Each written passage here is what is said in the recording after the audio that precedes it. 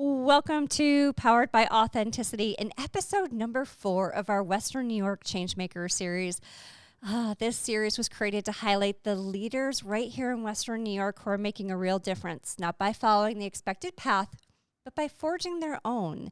These are the stories that remind us why showing up authentically matters and why Western New York deserves to be showcased on a global stage. And tonight's guest is the perfect example of just that. From banking to charcuterie, which I'm so jealous of, by the way, her journey is one of bold moves, deep passion, and building something meaningful from the ground up. And I am so happy to welcome Kristen Cronyn, founder of Meet and Eat Charcuterie, to the podcast. Welcome, Kristen. Thank you. Thank you so much for having me. How's it going? How's it going tonight? Doing great. Great. We're pivoting. We're doing the entrepreneurship pivoting. We are definitely, I don't know if it's a pivot or a dance at this point in time, but we're doing all the things. Yes. Well, welcome. I would love for you to share a little bit about yourself. Yeah. So born and raised in Buffalo, I have always had an entrepreneurial spirit. I grew up in advertising agencies, I would say for maybe 10 years of my career. And I was always around like super creative people.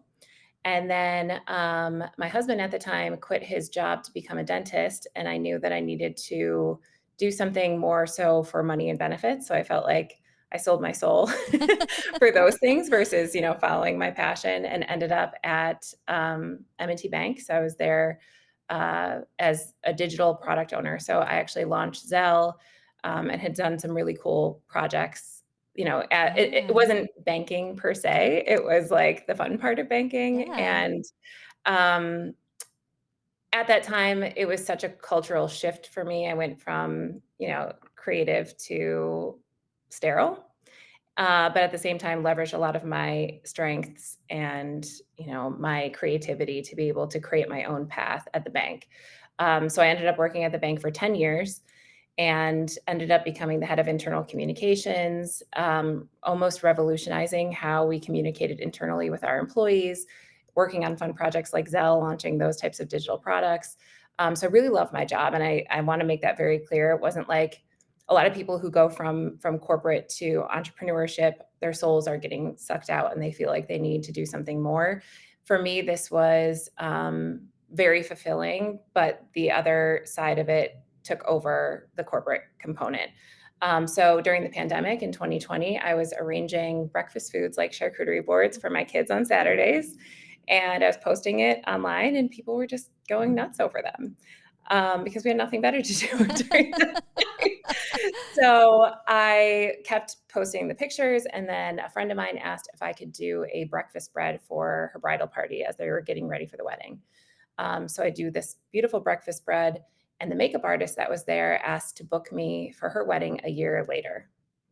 And I was like, a year from now, am I a business? Like, am I sure I'll put it in my calendar. Yeah. Like, it was like shocking to me. Like she wanted to book me for this. And I thought, like, is this a thing? Like, can you play with food or style food in a way that's interesting? So I put it in my phone and started to look into it. Continued to do it as people were asking me based off Yeah. of my Instagram posts. And then one night, I had a very vivid dream that I carved the buffalo skyline out of cheese, and then I did it. Oh my God. I woke up and I couldn't get it out of my head. It Yeah. was bizarre. It was like one of those dreams where you're like, "Did I actually do this?" So I grabbed the Swiss cheese and the Colby Jack and the cheddar, and it just comes out in less than 10 minutes. And it was like a piece of art. Like to date, one of the best things I've ever made. So I posted that on Instagram and that Mhm. ended up going viral. And I ended up selling 65 boards of just the skyline. Oh my gosh. So I was slinging charcuterie just out of my house and trying to keep up Yeah. with the demand. From there, I was asked to teach classes. So someone asked me, Shays Performing Arts, the theater, asked if I could teach a class virtually during, to support them Yeah. during the pandemic. And I was like, you know what? I don't think anyone in Buffalo is teaching charcuterie classes. Yeah, why not? Let's try it. Yeah. And we had 70 people sign up, and we ended up Wow. raising $2,000 for Shays. And in that moment, something ignited in me. And I said, I have to do this again. I have to continue doing this. So from there, I just kept chasing that feeling of ignition. And that then grew into like it became so much where, again, like I was taking weeks off from my corporate job to manage this side hustle. And I was approached by a development group to open up a brick and mortar in a building that they had just built. So it was nothing at that time. And they asked me if I would be interested in opening up a deli or like an Italian market. And I was like, no, that's not what I do. But it wasn't no buy. It was no, but Right. let me think about it. Let me think about what would I do to if I had to expand Meet and Eat into a brick and mortar, what would that look like? So I meditated and I came up with this concept. So the concept is almost like a bougie Chipotle. It's made to order charcuterie. So you get to go in and pick what goes on your board, and we make it to order in front of you. It's connected to a wine bar. So you can sit and eat and drink wine. We also have beer and non alcoholic options. We have a market, a local market, where we sell all local artisan stuff. And then we have the Western New York Cheese Academy, which is a space for all of the classes that I had been teaching. So now we have this experience. It's called Meet and Eat Charcuterie. It's in Larkinville. And I was able to quit. I was able to go from corporate to cheese, quit my job, and do this full time, and haven't looked back since. What an amazing, like, first of all, the power of social media, like to be able to help catapult, your shift in career is amazing. And Larkinville, I think I've only been there once, but it feels like it has quite the presence now as well. I think Bratz Hill is there. Yes. The Yeah, so Plating Society. Chef Darian, and I worked together during the pandemic as well, Okay. so he had asked me to do charcuterie for a lot of the events that he was doing. If Oh, anyone had awesome. ordered it, he would outsource it to me, so we started to build a partnership during the pandemic as well, even before we both went into Larkin. But I would have to say, the Zebsky family who's created Yeah. Larkinville. Their level of commitment to the community is unmatched. There's a lot of incredible young entrepreneurs that have opened up lots of different, spaces. We have Blue Table Chocolates and Magic Bear Beer and Toasted and Lounge Shop, DA Taste. So there's a lot of really cool, like it was almost as if the pandemic created a renaissance Yeah. of creators. And now we're all expanding and continuing to grow in this beautiful up and coming community. That's amazing. What a beautiful thing. And I can't wait to dig more into this. This is just so fascinating, and just I think it's such a representation of like where we can be in 2025 and taking control of like our own careers and destiny. So I can't wait to chat further about this. We do like to do a little bit of an icebreaker. And we're focused on Western New York, so they have a little theme. So this week's is, are you drums or flats when it comes to wings? Yes, I'm a drum girl for sure. All I right. like nice and meaty and just easier to eat, in my opinion, too. I don't really discriminate. Like I would go for both, but drums all the Do you have a way. favorite wing spot? Um, you know, really like not known for their wings, but there's an Italian restaurant called Filetta's, Oh. and they do a poppy seed wing. So their Oh. wings are done in their like famous poppy seed dressing, and it is one of my favorites. So like kind of off the beaten path of, not like the traditional Duff's or Anchor Bar. Yeah. Oh, producer Ken, that's a new one for us. Yeah, check Yeah, it out. haven't heard of that one. Yeah. All Oh, right. they're so good. Oh my gosh. All right, we're gonna check that out. Producer Ken, I think I know your answer, but I'll let you give one. Well, the answer is that I just don't discriminate. All wings are created equal and all are delicious. That's right. I'm with you though, Kristen. I'm a drum girl. I just think they're easier to eat. For sure. I'm always like hands off the drums. Well, thanks for that. We're having some fun with the Western New York theme. So, I have to ask, branching out on your own. I mean, it's overwhelming, but then you make this huge shift from corporate to Meet and Eat. How have you kept that from feeling absolutely overwhelming? I don't know that I truly have. I will also throw in that I was getting divorced at the time Oh as well. gosh. So I actually signed the divorce papers in June and left M&T in July and opened up the brick and mortar in April, and now we're a year out from Yeah. that. So I would say therapy was incredibly helpful, like having a good therapist to sort of help sort through all of the feelings, Yep. imposter syndrome, the transformation that my kids were going to be experiencing. I'm a mom too, right? Yep. So Yep. that level of transformation, believing in myself, believing in my own like knowing and intuition and capabilities, time management. I mean, there's anxiety. There's so many things that my therapist helps me with to help keep myself going and grounded. Mhm. And then, so that's part one. And then I would say part two is not doing it alone. I mean, surrounding yourself with really smart, supportive people Yep. that can help you. I mean, my first thought was I need to talk to every restaurant owner in Buffalo that is doing something similar and ask them for help. Yeah. And what are the resources that are available to me? Who are the other people in the area that I can lean on to help guide me through this process? And that was, people at M&T, people in Larkin, the restaurant owners that I identified as just mentors or people that I wanted to emulate. Mhm. And then my own friends and family who sort of carried me and helped as we went along as well. So their support, really fueled my ability to make it to the finish line for Yeah. sure. Well, I love how you reached out to those who are doing something. I think a lot of times people are afraid to go for what may be perceived competitors to ask questions of, but if they're out there doing it and doing it successfully, there's probably a reason for that. So I think that's amazing. That's great advice. Yeah, so first of all, Buffalo is a city of good neighbors, and I think the restaurant community is incredibly, helpful, kind, caring, and just wants to see the city succeed.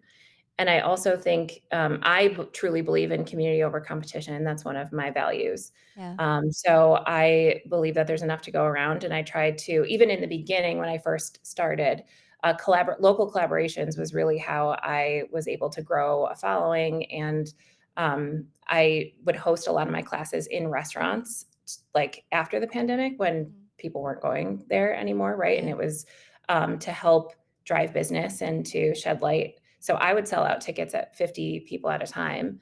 Um, so I would bring 50 people to a restaurant and I would call them restaurant takeovers. And I would Yeah. encourage the people who are coming to my class to purchase a drink or to, you know, spend their money at that restaurant during a day Yeah. that it was dead. So I sort of started to give back to that community without being asked to. And I think that was the return, Yeah. because of that. And then I also created a Western New York charcuterie community on Facebook because there's a lot of us in the area that actually do it. I also My first big job was for Shays, and I needed to do, I believe it was 2,000 cups for their VIP, 2,000 charcuterie Oh my cups, gosh. which is a lot Yeah. of materials and time and energy. And I didn't have employees; it was just me and Yeah. maybe my mom and sister at the time. So what I did was I rallied all the other charcuterie people in the area and divvied up the cups so that each of them could put their brand on it, Oh, what an amazing idea. and allowed them to come with me and create the cups and like split the work basically. So it's really like building relationships with those people and doing a lot of like giving to get Yeah. back. That is actually what a way to build up a community around you. Like you're giving back as much as you're receiving, and I think um, that's a forgotten. I hate to say art form, but it's a forgotten piece of business. Like people are so worried about competition and who's coming out first. But if you rally people around you, everybody succeeds. And I think that was a beautiful way for you to give back to the community as well. Thank you. I think it really has to do with your mindset. So Yeah. what I've witnessed is if you're coming from a scarcity or from a space of lack, that's when you start to view things as territorial because I don't know, it could be maybe you're so dependent on what's going on and you're so worried about being able to make ends meet or whatever it might be, Yep. that you're operating from this space of there's never enough. I find myself just naturally always working from a space of abundance where there's enough to go around for me and for everybody else. And I found that like the minute my mentality switches to that, the most beautiful things and the most beautiful connections and the most beautiful opportunities come my way. So always operate from abundance and not from lack. And you can always tell who when I'm collaborating with Yeah. somebody or want to collaborate, I can always tell where they're coming from Yeah. too. And that's how I decide who I'm going to work with. I love that. And I think that just speaks volumes also to how in tune you are with yourself, right? Like what fuels you to be the best version of yourself, and surrounding yourself with others who have that same mindset. So I think that's also just a great reminder of making sure you're taking a step back and always staying true to yourself and that authentic self. It's so easy, I think, to step away from that, especially when you're, just trying to succeed. But what a beautiful just way to go about life, honestly. Thank you. Yeah, everything seems so. I sometimes use the word scrunchy, like everybody is so, upset at every little thing. And, I think if you take that step back and put your mind into that abundance framework, you just feel better about the days. And I think more comes to you. It's out because if you're spending, I guess it's like the quote, worrying is like a rocking chair. It gives you something to do, but it doesn't get you anywhere. And I feel like the more you worry about what's not happening, like you're taking up space to give yourself the ability to like create that abundance or to seize the opportunities that might be right in front of you or to make those connections or to make like people want to collaborate with you when you are willing to give to them too, right? Like Yep. so I've always found that that's been the best way to approach it. And the most, it also keeps you sane. We were talking about the overwhelmingness, right? It's like, I don't have capacity for lack and scarcity.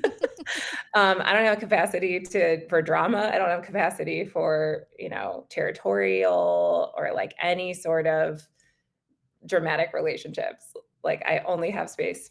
I only have so much Yep. emotional capacity. Yep. So I choose to spend it in that area. Well, that's smart. The other stuff is exhausting.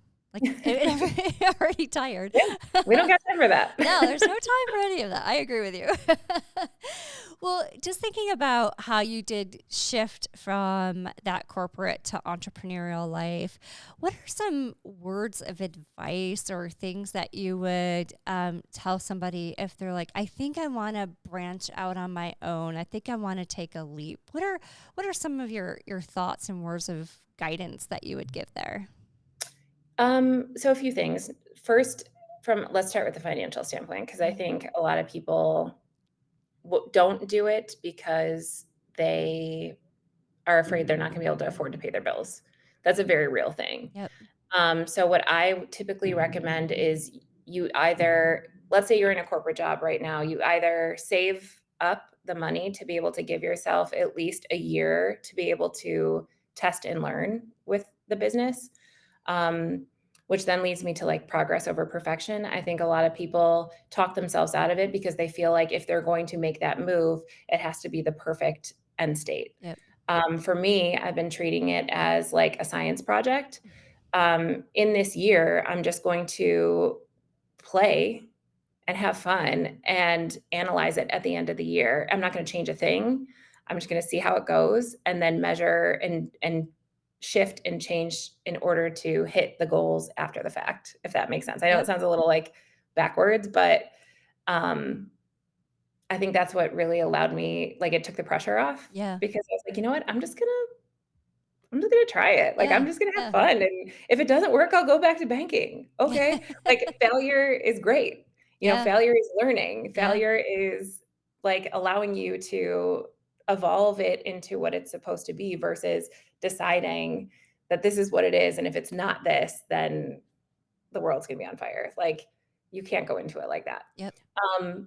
So either, save because you know you're gonna do it, or work in a field that's going to pay you to get educated and make you better at the thing that you wanna do.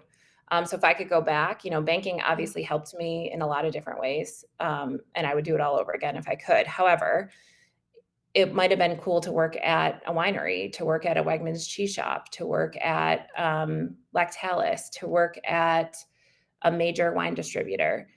If I worked there, I could get paid to learn that side of the business and then take that learning and grow my business further because of that. So I always tell people, like, if you need the money before you can really jump, then go into a field that's going to challenge and grow you to make this side grow Yeah. too. That's smart. Yeah. So I think it's that. The second thing I think is, I guess that was too, like the failure thing I think is really important. Like leveraging your network in a way that allows you to get the objections out of the way first. So I always tell people, like, if you look at your network and the people around you, so not just your work network, but also your family support and your friend support. If you split those three groups into sections, and one section is an objectors, the second is supporters, and the third is hype people. Yep. Take the idea that you like, the idea of what you want to create, and take it to the objectors first. So you need to invite like the most curmudgeon-y people you possibly can, and have them poke every hole they can into the idea, Yep. because that gets that out of the way. Because what happens is most people, okay, so let's say I'm in banking, right? I'm making six figures, and I'm going to go to my spouse and say, I'm going to quit my job and I'm going to go do this thing, right? And they look at you like, wait a minute, what? Now, if I called my sister and told her that, she would say, yes, let's go, Yeah. boom, do it, If I take it to her first, I'm going to get so hyped up that when the spouse comes along and pops the balloon, I'm not going to do it. Right. So you have to embrace those objections and use the objections to help formulate the idea further so that you can then take it to the supportive group of people, and the supportive group can help you problem solve and help you connect the dots and help you like take the leap. Yeah. I love that. So I think that's another thing I would say. And then the third thing I would say is just do it. Just do it. Life is too short. There's always something else you can do. Like, if you are savvy enough to be an entrepreneur, then you're savvy enough to like do something different if this doesn't work. Yeah. And being able to face that adversity of it doesn't work, that it didn't work, that's okay. Like, if you go into it with that mentality, then you're golden. Yep. Because I think we, again, are so afraid to fail, or we're so afraid to, like, I just don't feel that way. Yeah. I'm not Well, afraid of that. You learn so much if something doesn't work out. Yeah, it's just a lesson. It's a It's just a lesson, and lesson. it's an indication that you need to level up. Yep. So to me, making a mistake or failing is an indication or a red flag or something that says, Kristen, you need to do something different here to make this better. Yep. So either I need to educate myself better, I need to find the right people, I need to creative problem solve, whatever it might be. So failures are blessings because they help you level up. Yep. Yeah. I love that. There's I actually hired him as a coach in one of my pivots that I'm doing with my company. I was like, I need help. And so I sought after a coach, and his tagline is "Fail Forward." So Yeah. and it's so true. It's, every time you fail, you're moving the needle forward somehow because you've learned something from it. So it's just 100%. it's just incredible. Well, I love that. I also love, having those people who can poke holes in every single thing, because if you only have cheerleaders behind you, then you're missing out like on a whole another set of people who are helping you grow by poking holes into concepts and ideas. Yeah, and I think the key to that is the separating what's personal and what Yep. is constructive. Yep. Because even the holes might be, and this is where, again, therapy can help you, right? Yeah. But the hold might be, that's never going to work. Okay. That is an extreme way of thinking. Yeah. This person cannot predict the future. This person doesn't know everything. Yep. Like, and sometimes if I hear that, I might say, okay, so if it were you, how would you solve that? Or what would you do differently? Yeah. Or, give me 3 ways that you can do X, Y, and Z. But the purpose is you could almost hold like an objections clinic where you bring them all in the same room and they can feed off of each other and tell Yeah. you all the negative things, and you write them all down literally, Yeah. and then you thank them for their service. And then you take that list to the supportive people and you say, okay, supportive people, let's brainstorm how we're going to fix these things. Yeah. What does that look like? Because the idea is happening, whether or Sure. not these people want it or not. Yeah. Whatever their opinion might be, it's still going to happen. Yep. I also tell people, like, the only thing that is consistent in entrepreneurship for me is my drive. Yep. It is my drive to get up every single day. The money is not consistent. It's like my cash flow, not consistent. Right. What we're doing every day, not consistent. All the like, there's so many things that are chaotic, and the only thing that's like a nice, straight, stable line is my drive to get up every single day and keep going and figuring it out. Yep. Yep. I think that's important because I think that's what some people miss is, you get excited, and then when something happens, to your point, it could be financial where, your revenue is going up and down, but you just have to keep consistent and keep your drive and energy, and that stuff will figure itself out. But if you don't keep showing up for yourself and keep that same level of drive and, sit in that driver's seat, then, that's when you're not going to be successful, is when you start to, lose that drive and excitement for what you're doing. Yes, 100%. Yeah. And sometimes it's tough. We all get that. Yeah, no, it happens. I mean, I've been in the fetal position. I've cried. I've wanted to quit. I have said, what the hell did I do? I mean, there's been a lot of imposter syndrome. Yep. But again, it's the supportive people that come out of the woodwork to say, like, first of all, it's like the clients and the following that show up and keep me going and keep that demand coming, right? So there's that group. Then there's like my family and my friends and partners and everybody else who are like helping with the emotional component of what's happening. There's the therapist that's helping me, like, move things through, right? So it's like building this advisory team of personal and business. And I think in the corporate world, we're taught to keep those things completely separate, right? It's like your work is here and your home is here, and they do not collide. Yep.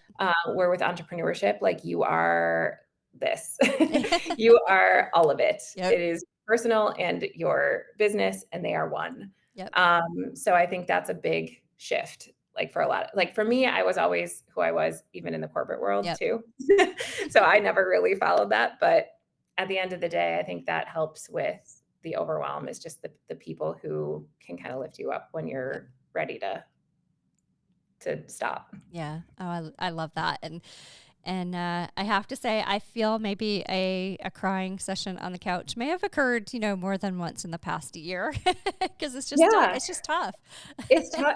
It's hard out here. And also I think just the burnout, like, I don't think people realize, like, in the beginning, especially, that it was just me doing everything. You are everything. You are HR, you are the lawyer, you are this, you are that, you are process improvement, and your heart and soul is really going into it, right? So if you get a bad review, or if something doesn't go right, or if somebody gets sick, it's like, I don't have anyone to fill in. Yep. And I feel like what I'm learning too is this is it's art. So it's really hard to duplicate me, and it's hard to duplicate my skill set. So I've been learning to lean on people for the other things, like the prepping and the administrative stuff, and, finding people who are good at what I'm not good at. Yep. I just want to play with meat and cheese. So if I could do that, all these other things, like, farm it out so that I can invest my time and energy into that piece of it. I love that. And hey, tap me in. I've been known to make a charcuterie board or two. Nothing near like how you have, but I would love to see. You got to send it to me. I would love to see them. I'll send you a couple of pictures. Probably the one that I had the most fun with is somebody challenged me to do just a chocolate board, and so That's fun. that was Love fun. that. But yeah, so well, also I love this advice, and this also shows. I keep telling everybody, and I've been trying to instill this in my daughter. She's 19. I'm like, you can be anything you want to be in life. Like, you don't have to go prescriptive to what a job description is. Go write your own Mhm. and go do what makes you happy. So And I honestly, I think that can also show up in a corporate job. I agree. So Yep. when I first started at M&T, like I said, I felt like our former CEO, Bob Wilmers, called me a peacock in a sea of penguins. Oh, But he said that that was my superpower because I didn't have a Harvard degree. I did not finances and data stressed me out. But I was really good with people. I was a great communicator. Like I needed to know enough about myself and my strengths to be able to apply them in banking. yep. And then once I did that, I started to entrepreneur banking. I Yeah. started a podcast called Meet and Talk. It was an internal podcast where I interviewed our executives and made our bankers feel more connected to what was going on across the bank. I did that off the side of my desk, and it ended up completely changing how we communicated. I love that. And I did it because I was passionate about it. I saw a gap, Yep. and I just seized the Yep. opportunity. So I do think that you can leverage and create whatever you want, Yep. whether it's corporate or as an entrepreneur. Yep. I agree. And I think organizations, especially when it helps culture, they're so receptive into, taking on new ideas and, trying it, especially if something that could give back to the team members in such a great way. So I think there's just the reception for a lot of that right now. Yeah, and even just getting a nice view of the different types of projects that are going on around the organization, because maybe there's something that speaks to you. Yep. Like when you think about banking, you don't realize that there's an entire marketing or creative division to it. Yep.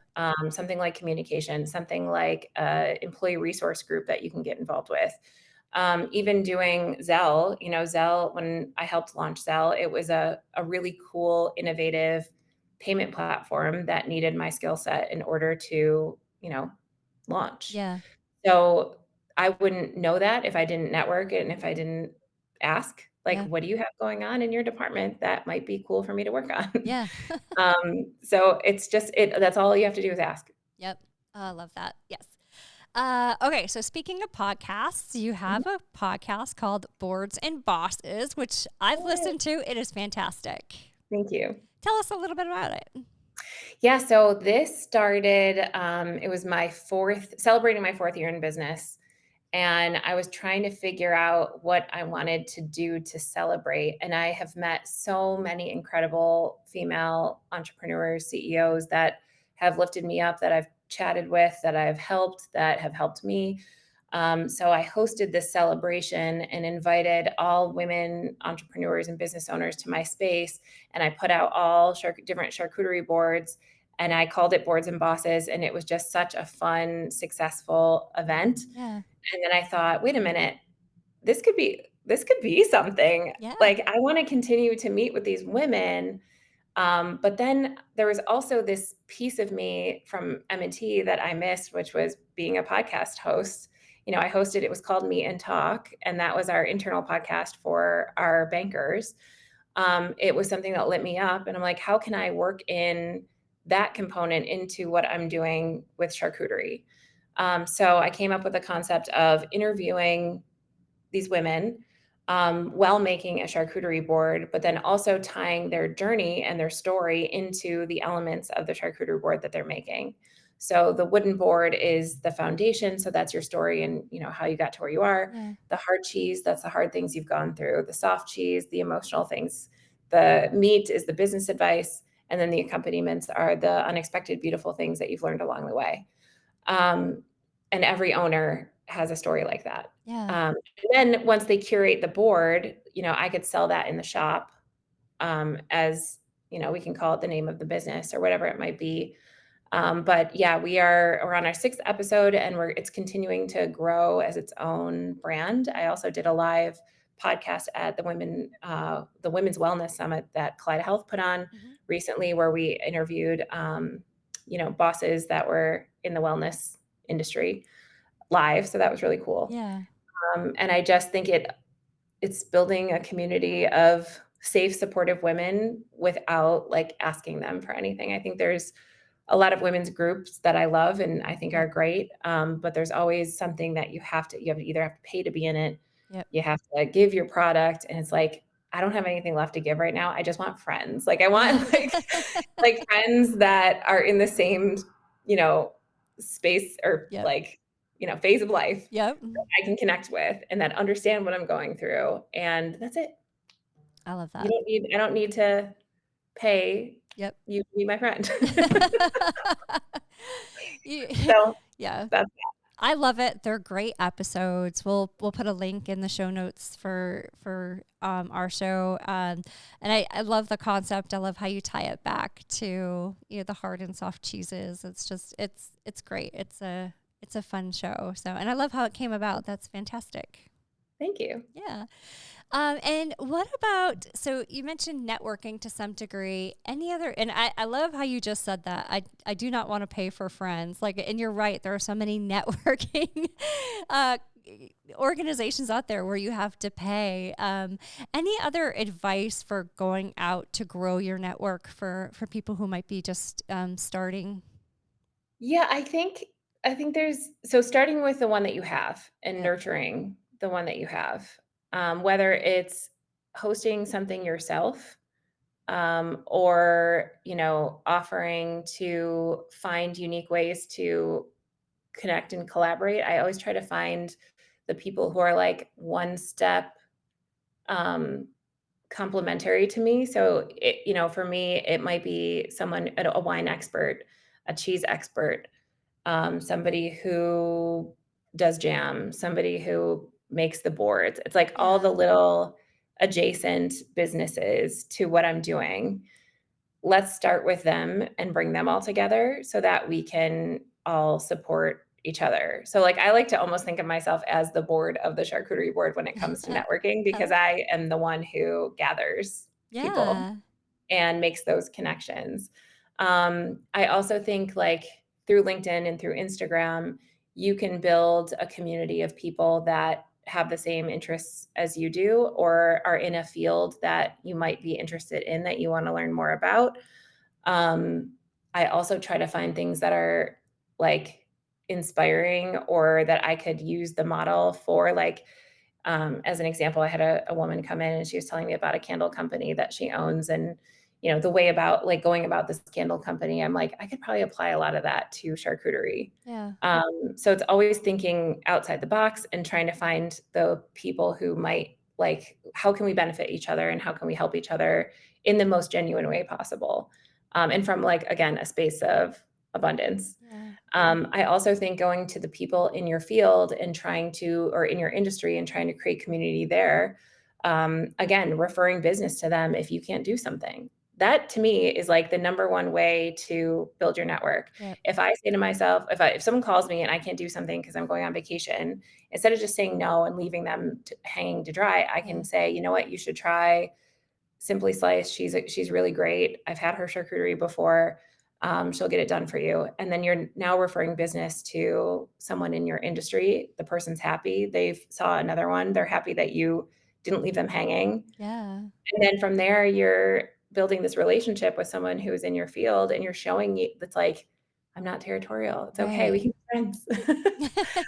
And then she might call me and say, hey, I'm all out of bamboo Yeah. plates. Do you have any? I'm struggling, or hey, blah, blah, blah. Yep. Right. So that's always worked for me when it comes to networking is like being the epicenter Yeah. and also giving as much as you're getting back. Yeah, those are great words of advice. And it's, again, I go back to that, finding people in that same industry and just building relationships and trust. And, again, I go back to people feel like so competitive, and it's really just opening up and, supporting one another versus it, being anything negative. And I love that. And I love how much you do that in the community. Thank you. Beautiful. Yeah, for sure. All right. So, my part of my mission with this series is to make sure that our global audience really gets to see and shine on Western New York, just how great our community is. So, what's one thing that you would like our audience to know about Western New York from your perspective? I think what's just based off of like what I've been talking about and Yeah. saying that Western New York is one of the most helpful, friendliest city of good neighbors that you could ever imagine. If you are in a pinch, if you need help, I mean, even if you, especially in the restaurant community, you see restaurants closing, you see restaurants Yeah. struggling, you see someone breaking in, like we are the first to rally to help that group out. Someone I think recently, like a window was broken or something like that, and a lot of other restaurants pitched in to help purchase a new window for them. Or if you have a piece of equipment that's dead and you're like, oh no, what do I do? Someone's like, hey, try this guy. Yeah. Like he's great and he's going to help you. So I think there's just this, we have such big hearts Yeah. and so generous, and we have so much to give. And we also are a community of really talented creators, especially in the food industry. Yep. I look around at some of our restaurants and I can't even tell you like how incredibly creative Yep. the food is, how wonderful the food is. And like that individuality and that uniqueness, I think is really incredible, because you go to these other cities and you see very corporate chained places. Yeah. In Buffalo, I feel like it's like our souls are out of our bodies. We want to share that with everybody. And it's so true. It's just an amazing community, and it's so fun to see people come together when there's a need. Like I'm not sure there's another place like it on the globe. No, not that I've seen. Yeah. And people, I know when I go to other cities, people are so shocked at how I react or what I Yeah. do and how I do it. They're like, this doesn't happen in New York, the city. This doesn't Yep. happen in Pittsburgh. So Yep. I agree. Okay. What's one thing that you want to make sure our listeners know about yourself? um that I am like genuinely excited to help share the wealth and help you on your journey to entrepreneurship or whatever it might be. I love listening. I love help. I love to give. I'm Yeah. like a service-based person. So if there is somebody out there who is trying to make the leap, I don't gatekeep. I will give you everything I know and then cheer you on and support you and help you grow into the beautiful thing that I know you can be.